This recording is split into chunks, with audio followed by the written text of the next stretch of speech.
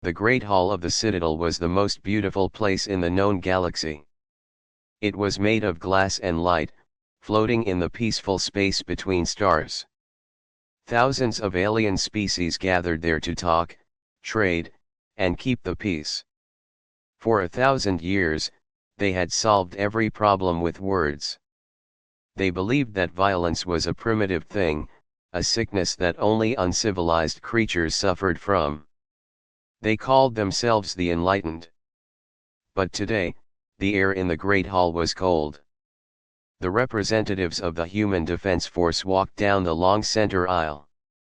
The sound of their heavy boots was the only noise in the room. To the soft, delicate aliens watching, the humans looked like monsters. They were short and sturdy, with thick skin and eyes that looked in every direction. They did not float, they stomped. They did not glow, they wore dull, gray armor. At the front of the group walked Jennifer. She was a tall woman with sharp eyes and a face that showed no emotion.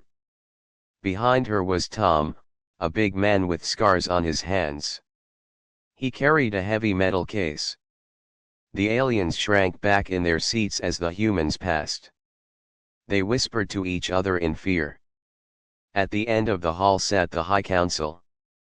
There were 3 of them. In the middle was Counselor Vex.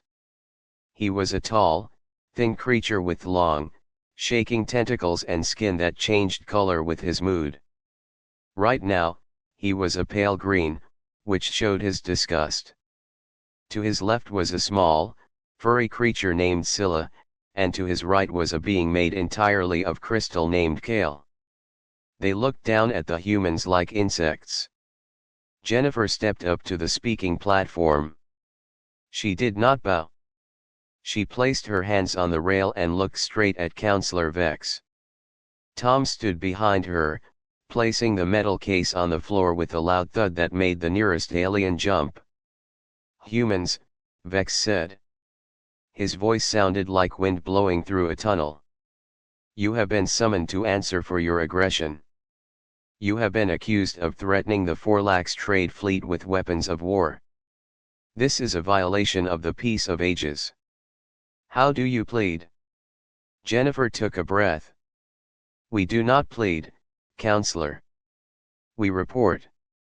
3 standard weeks ago, a Forlax scout ship entered the Sol system. It bypassed our orbital buoys and scanned Mars Colony 4.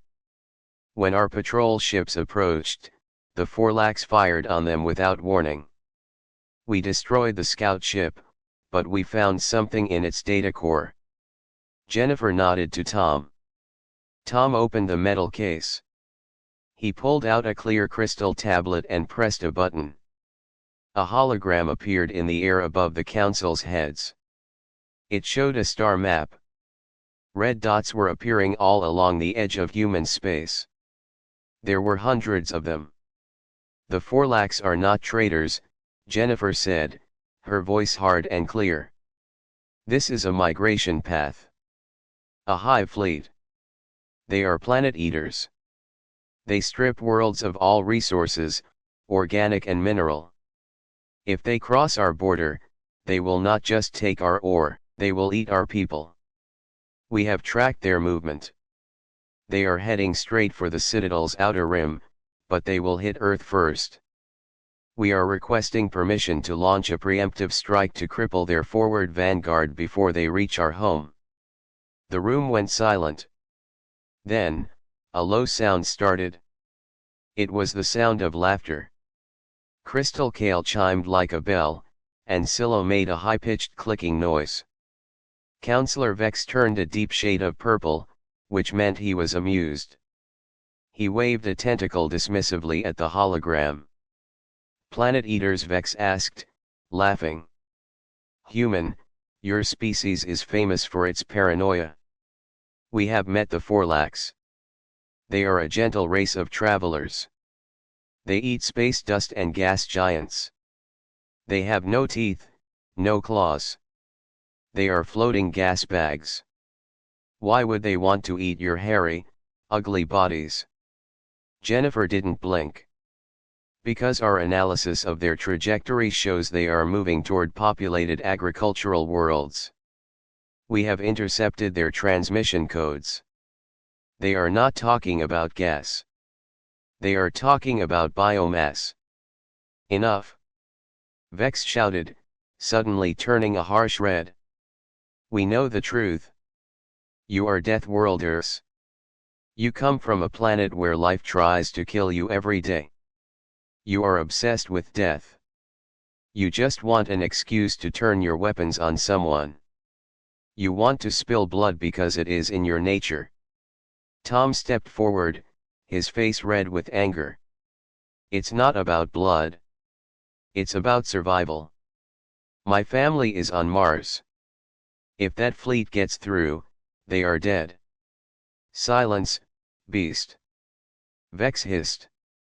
He hit a button on his desk, and a force field shimmered into existence between the humans and the council. We have discussed your species for a long time. We thought we could civilize you. We thought we could teach you to be calm and peaceful like us. But you are too wild. You are a danger to the galaxy. Vex stood up. He looked down at Jennifer with eyes full of hate. The council votes. The Forlax are under our protection. You are forbidden from firing a single weapon at them. If you attack, the entire might of the Citadel will descend upon Earth. We will strip you of your technology and put your leaders in cages until you learn to behave like civilized beings. Jennifer stared at him. She couldn't believe it. They were ignoring the data. They were ignoring the math. They were choosing to believe a lie because the truth was too scary for them. And what happens when the Forlax finish with us and come for you? Jennifer asked quietly. They will not, Vex said smugly. Because we are friends. We have shown them kindness. They will respect that. Now, get out of our sight. Return to your little mud ball and wait for your betters to handle the situation. Jennifer looked at Tom. She saw the defeat in his eyes, but she also saw the rage. She picked up the tablet and turned off the hologram. She didn't say another word to the council. She turned around sharply, her cape flying behind her, and walked out of the hall. Tom followed, slamming the heavy case shut. They walked back down the long aisle. The alien representatives whispered and pointed at them, relieved that the scary monsters had been scolded. They thought the problem was solved. They thought peace had won. Outside the Great Hall, in the quiet corridor of the Citadel station, the air was cool and smelled like ozone. Jennifer stopped walking. She leaned against the wall and let out a long, shaky breath. Tom stood next to her, looking at the floor. They're going to die, Tom said softly. All of them. Scylla, Kale, even that stupid Vex. The Forlax are going to tear the station apart, and the council won't even fire a shot. I know, Jennifer said. She looked out a window at the stars. In the distance, she could see the bright blue dot of Earth, humanity's home. It was small compared to the vastness of space, but it was heavy. It was heavy because it was full of people who fought for every inch of life. We gave them a choice, Tom. We warned them. What do we do now? Tom asked. Do we go back to Earth and wait for the order to surrender? Do we let the Forlax eat the colonies because the council said so? Jennifer stood up straight. Her face changed. The fear was gone, replaced by a look of cold calculation. She reached into her pocket and pulled out a small, secure communicator. It was a direct line to the Admiral's ship, which was hidden behind the moon of the seventh planet. No, Jennifer said. The council made their choice. They chose ignorance. They chose to ignore the warning. But we are not counselors. We are humans. We don't wait for permission to survive. She pressed a button on the communicator. A voice crackled in her ear. It was Mark, the Admiral. His voice was deep and steady. "Jennifer," Mark said. "How did it go?" "They ignored us, Mark," Jennifer said, her voice echoing slightly in the empty hall. "They disbanded the defense fleet. They ordered us to stand down. They think the Forlax are peaceful." There was a long pause on the line. Then, Mark sighed. It was a heavy sound, like a mountain shifting. "I was afraid of that. I suppose we should prepare to evacuate the colonies." "No," Jennifer said. She looked Tom in the eye. Tom smiled. He understood what she was thinking. "We don't run. We don't hide. If the Council wants to protect the monsters, fine. But the Forlax are coming for us first. And we aren't going to let them touch a single human soul." "What are you saying, Jennifer?" Mark's voice dropped an octave. "I'm saying," Jennifer said, gripping the communicator tight, "that the galaxy thinks we are the bad guys. They think we are the monsters. So, let's show them what a real monster looks like when you threaten its children. Initiate Protocol 0. On the other end of the line, there was a moment of silence. Then, Mark's voice came back, filled with a dark, iron resolve. "Protocol 0. Total destruction. No mercy. No prisoners. Understood." Jennifer put the communicator back in her pocket. She looked at Tom. "We need to get to the ship. The fleet is waiting." Tom grinned, and for a second, he looked very dangerous. "I can't wait to see the look on Vex's face when our missiles fly past his station." "Don't worry about Vex," Jennifer said as they started walking toward the docking bay. "He made his bed. Now, the rest of the galaxy is going to have to lie in it." "They ignored the warning, Tom. But they won't be able to ignore the fire that's coming." They walked faster. The soft lights of the Citadel flickered overhead. The aliens inside the Great Hall were still laughing and talking, thinking they had won. They had no idea that the Deathworlders were leaving. They had no idea that by trying to stop the war, they had just started the biggest one in history. Jennifer stepped into the airlock of her ship, and as the door closed, she felt the weight of her duty. She didn't want this. She had wanted peace. But humans knew something the aliens didn't. Peace is a garden you have to water. Sometimes, you have to water it with blood. The engines roared to life. The ship detached from the station and turned toward the dark void where the human fleet was hiding in silence, waiting for the order to strike. The warning had been given. It had been ignored. And now, it was time to answer. The silence of deep space is not empty, it is heavy. Around the moon of New Anchorage, that silence was broken by the screaming of engines. The Forlax had arrived. They were a nightmare made of flesh and metal, a swarm of organic ships that looked like giant squids with engines grafted onto their backs. They moved with a terrible grace, pulsing with green light. To the Forlax, the universe was a buffet, and the human colony on the moon was the first course. Inside the colony's command center, panic was setting in. The air smelled of sweat and burnt wiring. Alarms blared, red lights flashing against the white metal walls. The radar screens were covered in red blips. There were too many to count. "They are ignoring the hails," a young officer shouted, his hands shaking over the console. "They are entering the atmosphere. Ground forces are reporting landings in Sector 4 and Sector 7. They are eating the crops, the livestock, they are eating the people."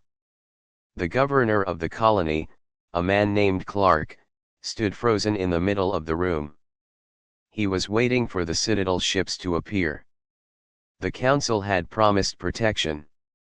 They had said that if the humans stayed calm, the Forlax would be peaceful.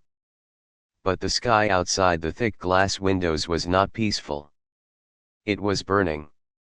Forlax drop ships were crashing into the city, unleashing thousands of crab-like soldiers that scuttled toward the buildings, firing acid and tearing through doors. "Governor!" the officer yelled.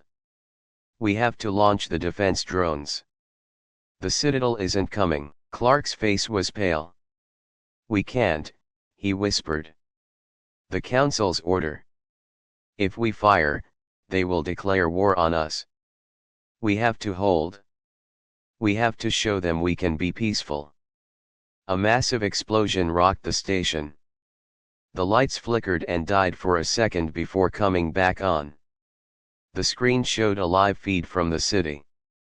A Forlax beast, the size of a tank, was tearing apart a school.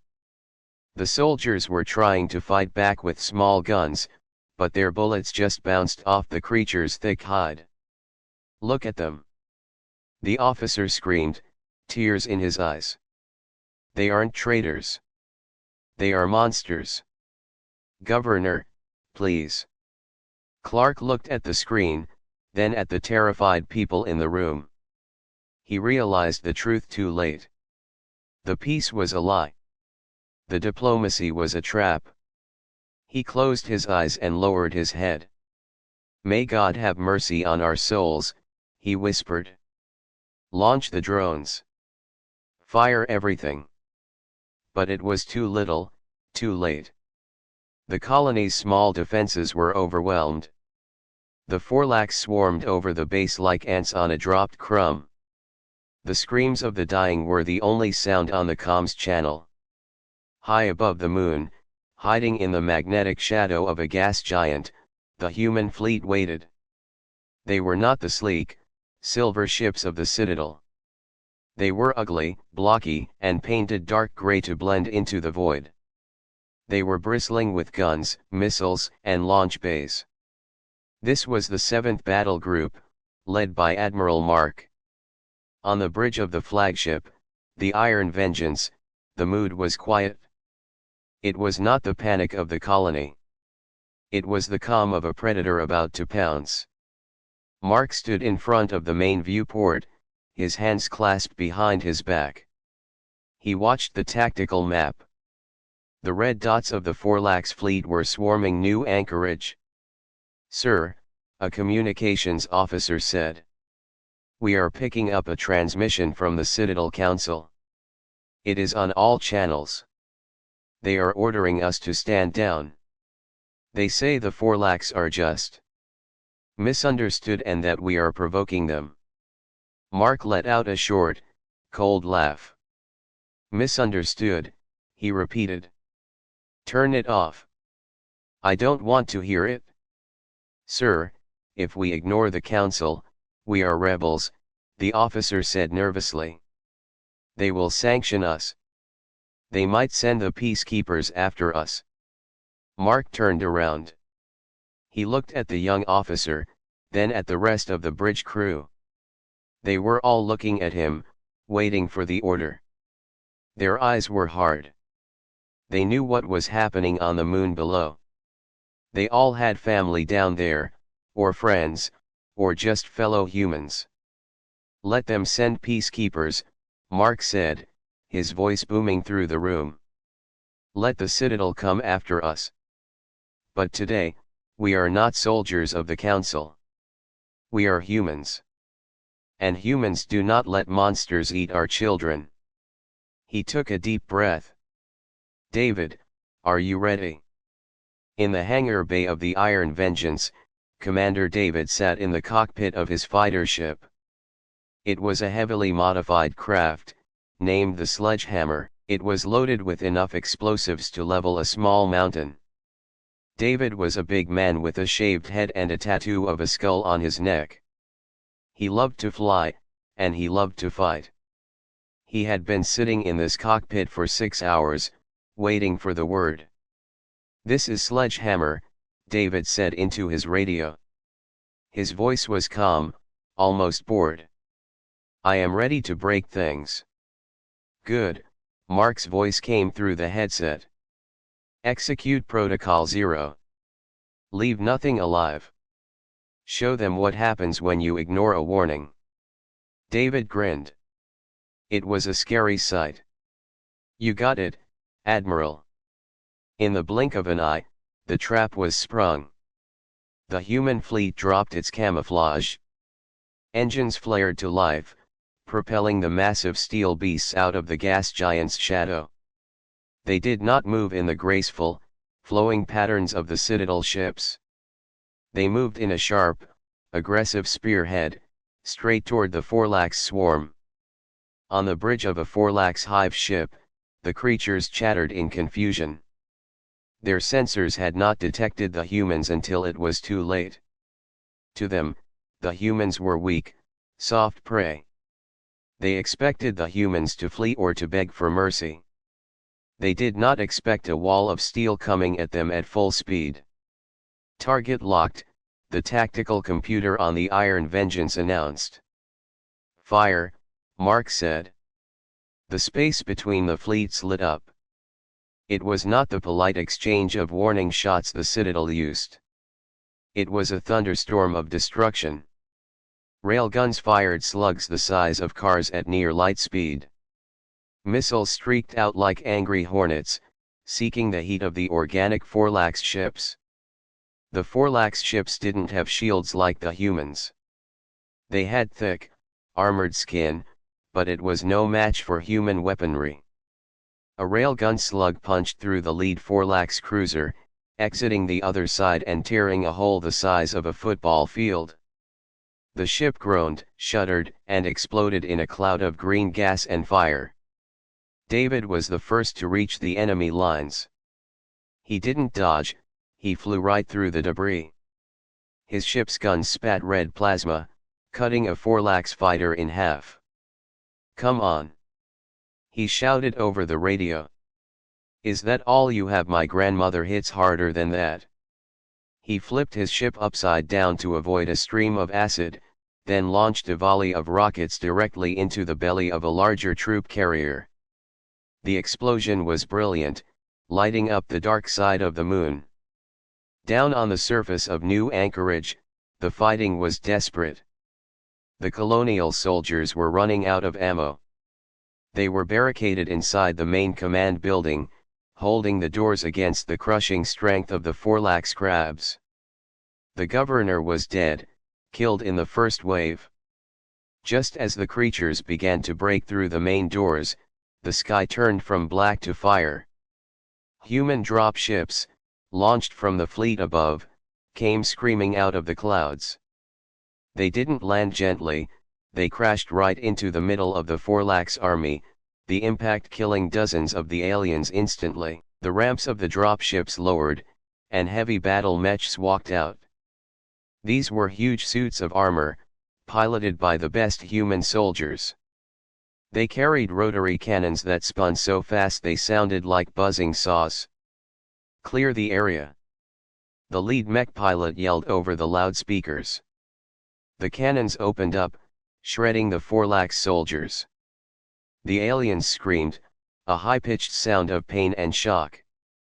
For the first time, they were not the hunters. They were the prey. Back in space, the battle was a massacre. The Forlax tried to retreat, to form a defensive circle, but the human fleet was too fast, too angry. Jennifer was on the bridge, coordinating the attacks. She watched the tactical map, her fingers flying across the screen. Group 3, cut off their escape route, she ordered. Group 4, target their engines. Don't let them leave. Tom, standing next to her, watched the destruction on the main screen. A Forlax ship, trying to flee, was hit by a missile. It broke apart, spinning into the void. We're tearing them apart, Tom said, a grim satisfaction in his voice. They don't know how to fight us. They've never fought a species that doesn't fear death. Just then, the communications console lit up again. It was the Citadel. Human fleet. The voice of Counselor Vex shrieked. He sounded terrified. Stop this immediately. You are breaking the treaty. We are scanning your weapons, you are using banned kinetic kill vehicles. Stop, or we will be forced to intervene. Mark walked over to the console. He pressed the button to speak, but he didn't shout. He spoke very softly, so softly that Vex had to lean in to hear. Intervene, Mark asked. Please do. Come and save your friends. But be warned, Counselor. If you get in our way, we will treat you exactly the same way. We warned you. You laughed. Now, watch. Mark cut the connection. He looked at the screen where the last of the Forlax capital ships was burning. Finish it, he ordered. A final volley of fire erupted from the human fleet. The Forlax flagship, a massive organic behemoth that looked like a floating brain, was hit from all sides. Its shields collapsed, and its hull burst. The shock wave cleared the debris field, leaving nothing but floating rocks and silence. The battle was over. The Forlax invasion force was gone. New Anchorage was saved, though it was scarred and smoking. David flew his ship through the wreckage, doing a victory roll. Sledgehammer to fleet, he said. Target practice is over. Looks like we need a harder enemy next time. Mark stood straight, looking out at the stars. They had won. But he knew this was just the beginning. The Citadel would not ignore this. The galaxy would wake up tomorrow to the news that the humans had defied the Council and destroyed a peaceful fleet. They would call humans monsters. They would call them barbarians. Mark looked at Jennifer and Tom. They were tired, but they were standing tall. Let them call us what they want, Mark said, we are alive. And we will do whatever it takes to keep it that way. The news traveled faster than light across the galaxy. It was not carried by ships, but by the quantum net, the invisible web that connected every civilized world. On the screens of a trillion beings, the images played over and over. The Forlax fleet, once proud and numerous, was now nothing but floating scrap and burning gas. The humans had done it. They had ignored the supreme law of the Citadel. They had drawn weapons in self-defense, and they had won. Deep inside the glass towers of the Citadel, the mood was not one of relief, but of pure terror. The members of the Council sat in their private chambers, watching the reports. For thousands of years, they had lived in a safe bubble. They believed that if you just followed the rules, the universe would be kind. They had forgotten that the universe is a dark place, filled with things that want to eat you. Counselor Vex was shaking. His tentacles twitched uncontrollably, turning a sickly gray color.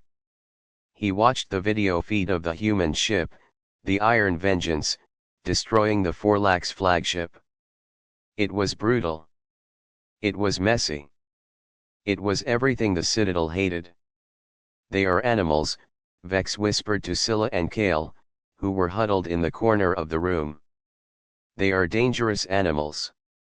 They cannot be controlled. Scylla, the small furry creature, was weeping softly. The Forlax, we tried to protect them. We told the humans to stop. Why didn't they listen? Do they not understand peace? They understand power, Kale chimed, his crystal body vibrating with anxiety. And now, the rest of the Forlax hive will come. The Forlax do not care about politics. They care about the hive.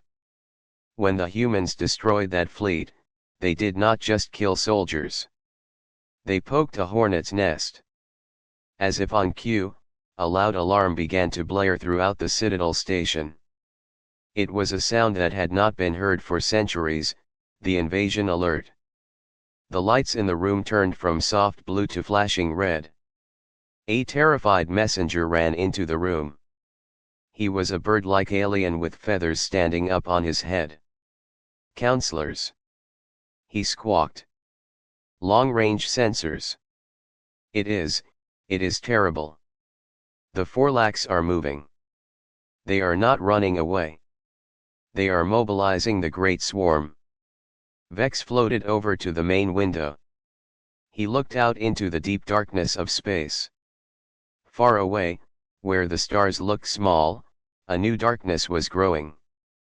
It was a shadow so big it blocked out the light of distant suns. It was the main body of the Forlax civilization. Millions of ships. Trillions of creatures. "They are coming here," the messenger cried.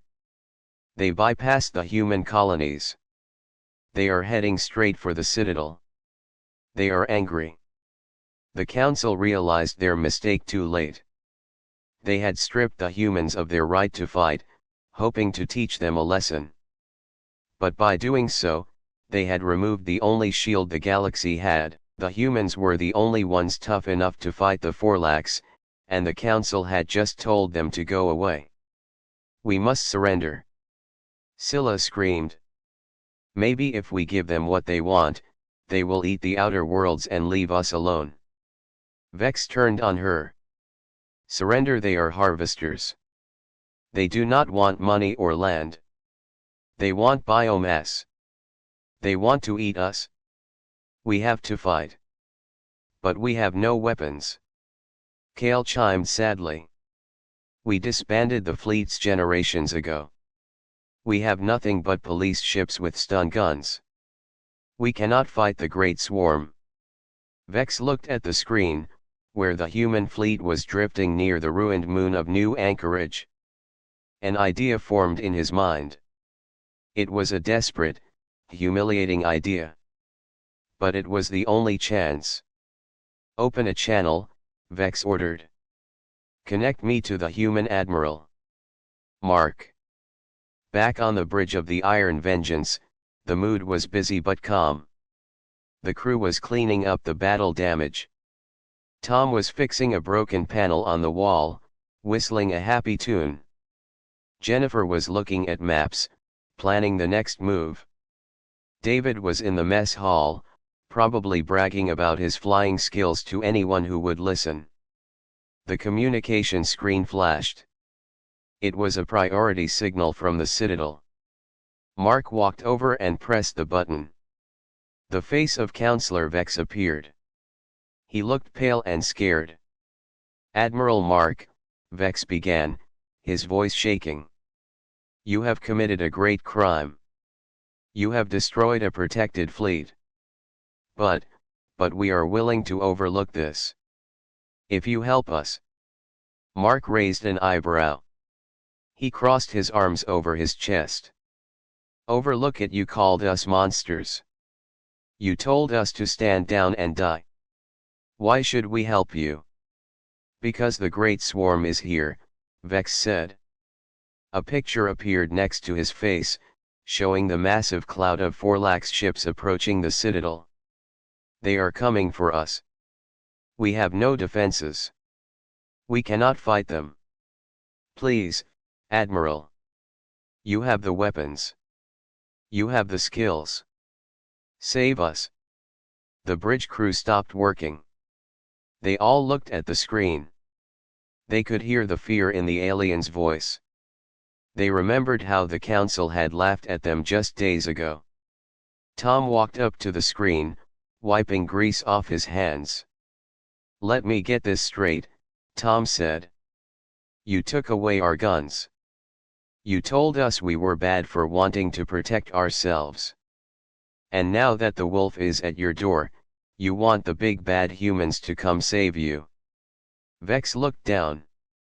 "We were wrong," he whispered. It was hard for him to say. "We were arrogant. Please. If we fall, the whole region falls. You cannot survive alone against that many. Mark looked at Jennifer. She had a small smile on her face. It was not a happy smile. It was the smile of someone who knew they held all the cards. What do you think, Jennifer? Mark asked. I think, Jennifer said, stepping into the camera's view, that the galaxy is about to change, counselor. We will fight the Forlax. But we are not doing it for you, we are doing it because they are our enemies too. But, Mark continued, his voice hard as steel. We have conditions. We are not taking orders from you anymore. When we get there, we are in charge. If you try to stop us, or if you get in our way, we will treat you like we treated the Forlax. Do you understand? Vex hesitated. He was giving up control of the galaxy to the species he feared the most. But he looked at the radar screen, where the red dots of the Forlax swarm were getting closer every second. He had no choice. Yes, Vex said quietly. You are in charge. Just come. Quickly.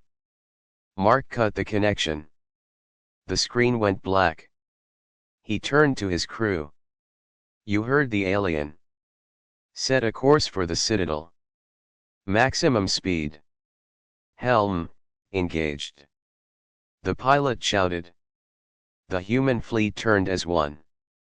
The massive engines glowed blue, pushing the heavy ships faster than they had ever gone before. They were not the elegant ships of the Citadel, but they were strong. They were built by a species that had survived ice ages, predators, and wars. On the way, Mark gathered all the commanders in the war room. It was a small room with a round table. Jennifer, David, and Tom sat there, along with a few other captains. Here is the situation, Mark said, pointing to a hologram of the Citadel. The Forlax are going to hit the core worlds first. The Citadel fleets are useless.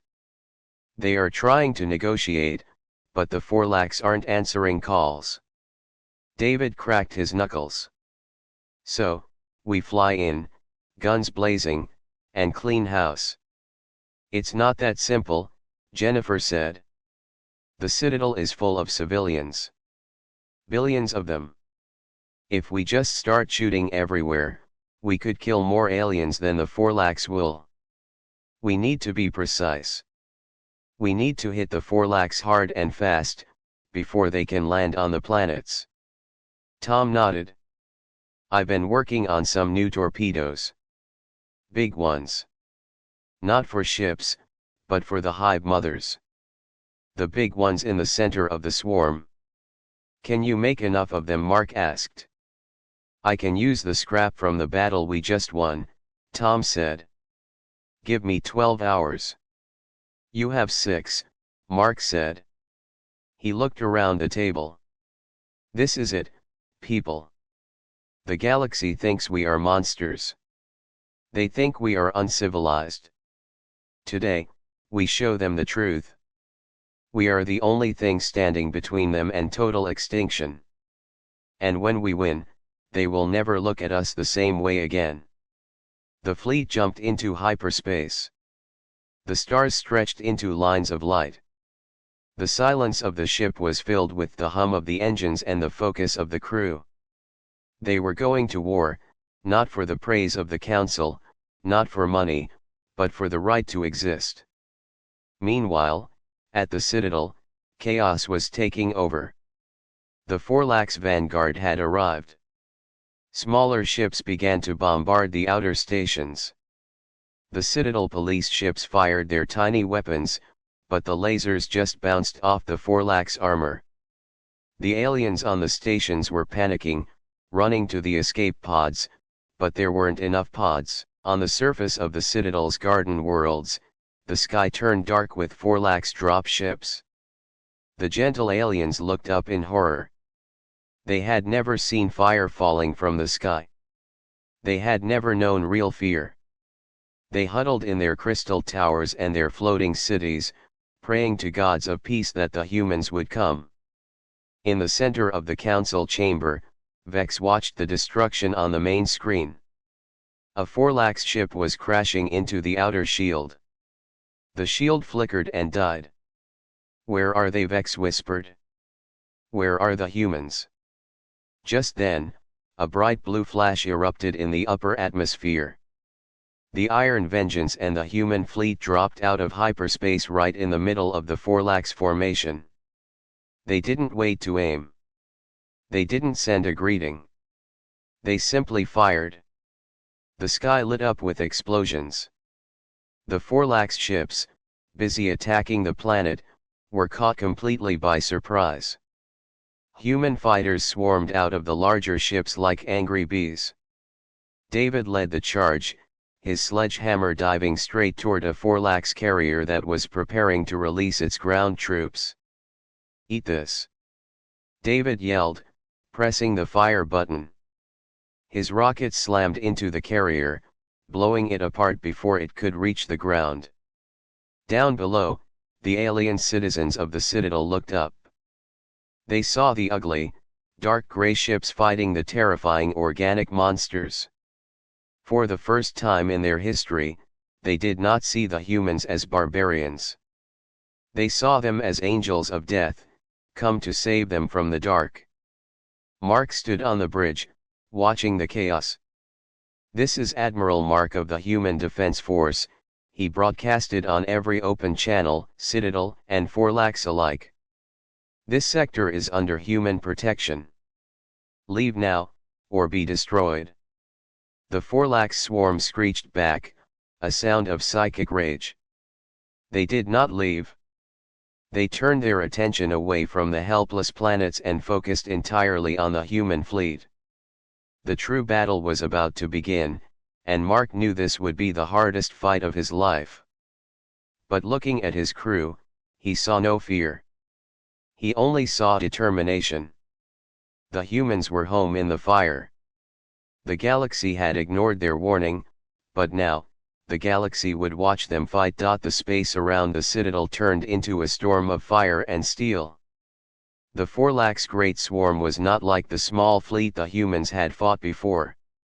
This was an ocean of monsters. There were so many ships that they blocked the light from the nearby stars. The human fleet, which looked large and scary to the Citadel members, now looked like a small island trying to stop a tidal wave.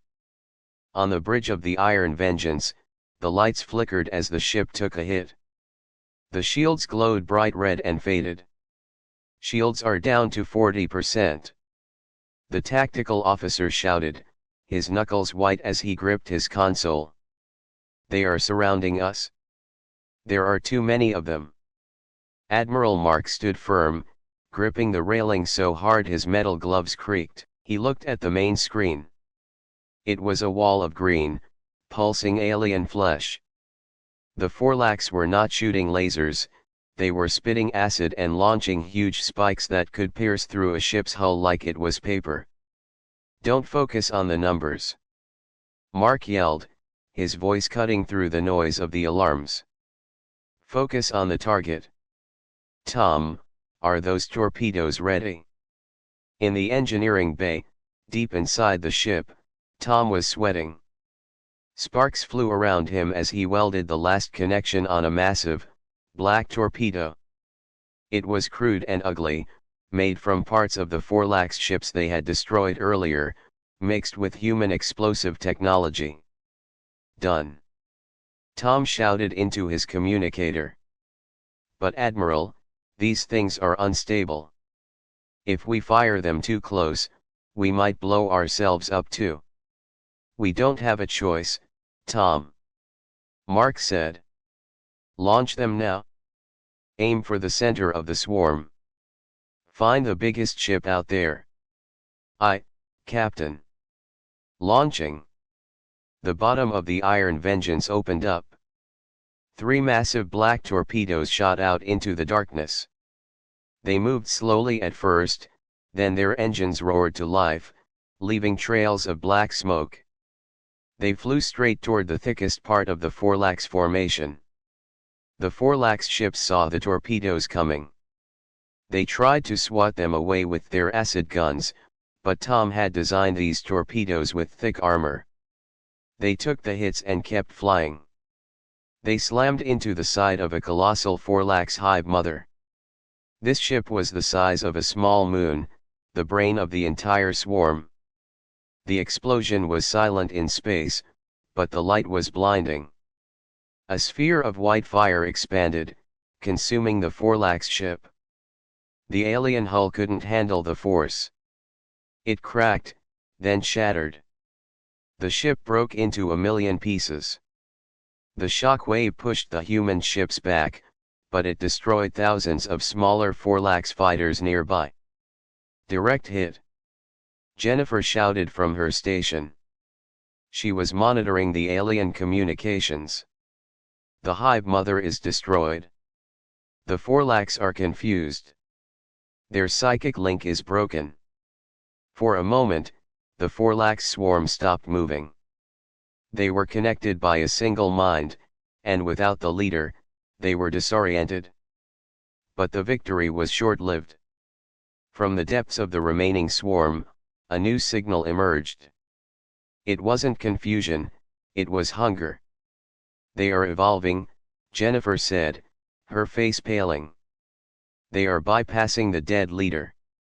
A new one is taking over immediately. Look at the planet. The Forlax ships turned their attention away from the human fleet and dived toward the beautiful garden world of the Citadel. The aliens on the surface were defenseless. The Council had ordered all weapons to be removed centuries ago. The Forlax dropships descended like rain, heading straight for the capital city. Councillor Vex watched from the high tower in terror. They are ignoring the humans. Vex screamed into his communicator. They are going to harvest us. Admiral Mark, you have to stop them. You have to save the city. Mark looked at the screen. He saw the millions of dropships falling. He knew his fleet couldn't shoot them all down. His ships were built for fighting other ships, not for stopping millions of meteors. We can't stop them all with cannons, Mark said, thinking fast. We need a shockwave. We need to shake the sky. Sir, if we detonate the main reactor of the disabled Forlax carrier we are towing, it will create an electromagnetic pulse, Jennifer said quickly. But it will disable our ships too. We will be sitting ducks. Do it, Mark said without hesitation. David, get your fighters close to the planet. Prepare for manual landing operations. Everyone else, shield your electronics. We are going dark. Mark grabbed the ship-wide comms. Brace for impact. This is going to be rough. The Iron Vengeance turned and pushed the damaged hulk of a Forlax ship they had captured closer to the planet's atmosphere. Tom detonated the remote charges. A massive wave of invisible energy washed over the planet and the space above it. In the high atmosphere, the Forlax drop ships, which were mostly biological and relied on weak electrical signals to fly, suddenly shut down. Their wings locked, their engines cut out. Thousands of them began to fall from the sky like stones, burning up in the atmosphere or crashing into the ocean. But the human ships were also affected. The lights on the bridge went out completely. The gravity generators failed, and everyone started to float. The silence was absolute, except for the heavy breathing of the crew. Report. Mark shouted, grabbing a handle to pull himself down to his station. Systems are rebooting, Jennifer said, typing on a backup manual keyboard. It will take 5 minutes. But the Forlax are disabled. The dropships are crashing. Down on the surface, the Forlax that survived the crashes were angry. They were huge, crab-like monsters that could survive a fall from space. They began to crawl out of the craters, scuttling toward the shining city. The Citadel police tried to stop them with small stun guns, but it was useless. The Forlax tore through the police lines and started smashing into buildings. The aliens of the Citadel were soft. They had never fought in their lives. They ran screaming, hiding in their houses. But the Forlax could smell their fear. They broke down doors and windows, dragging the screaming aliens out into the street. In the middle of the chaos, a loud roar tore through the air. It was the sound of human dropships breaking through the clouds. They didn't land gently, they smashed into the city squares, crushing Forlax monsters under their heavy metal hulls. The ramps lowered, and the human Deathworlders marched out. They wore heavy-powered armor that made them look like giants. They carried chainswords and heavy riot shields. David was the first one out. He held a massive machine gun in one hand. "Clear the street!" David roared. His voice was amplified by his armor, shaking the windows of the crystal buildings. A Forlax beast, as tall as a house, charged at him. It had sharp claws and teeth made of bone. David didn't flinch.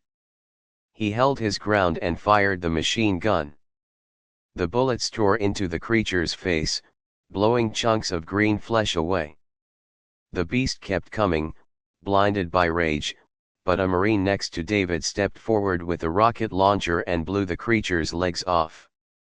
It fell with a crash, sliding to a stop at David's feet.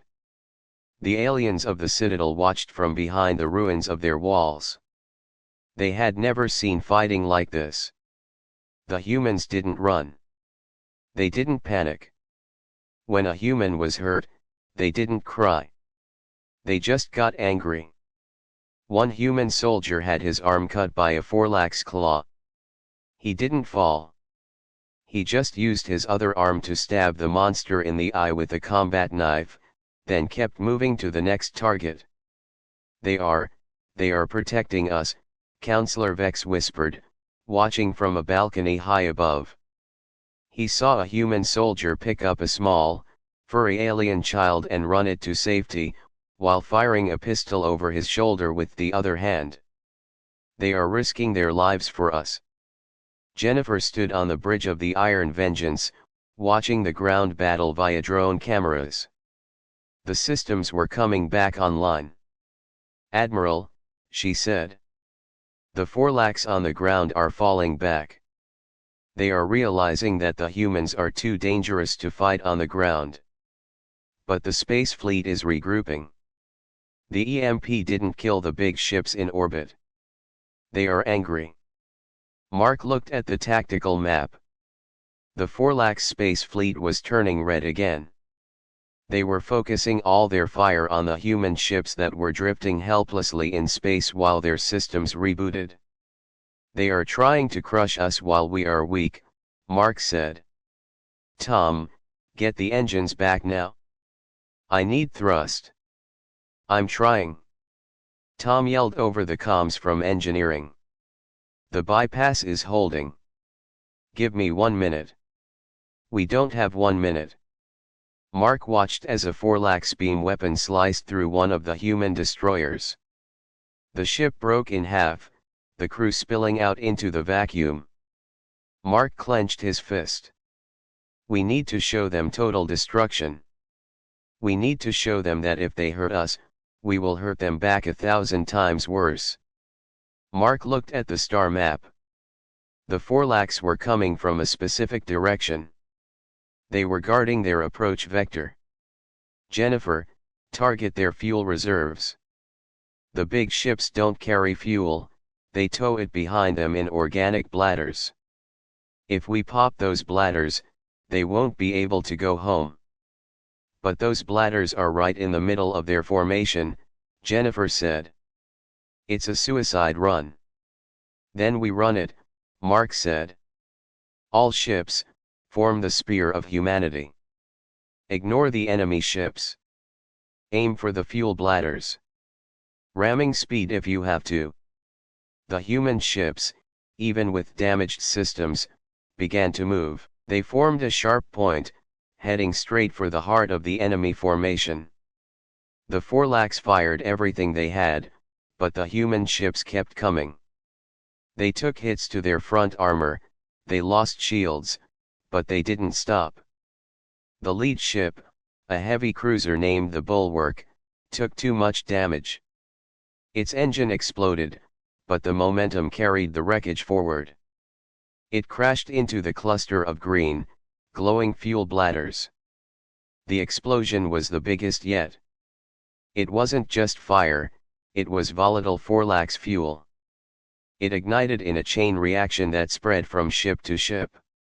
The Forlax fleet, which was so tightly packed, turned into a firework display of green and yellow flames. The shock wave was so strong it pushed the debris field away and rocked the Citadel station. On the ground, the sky turned green as the Forlax ships above burned. The Forlax soldiers on the ground stopped fighting. They looked up and saw their fleet burning. Without the ships, without the fuel, and without the connection to the hive, they collapsed. They lost the will to fight. David stood in the middle of the street, surrounded by dead aliens and burning rubble. He lowered his weapon.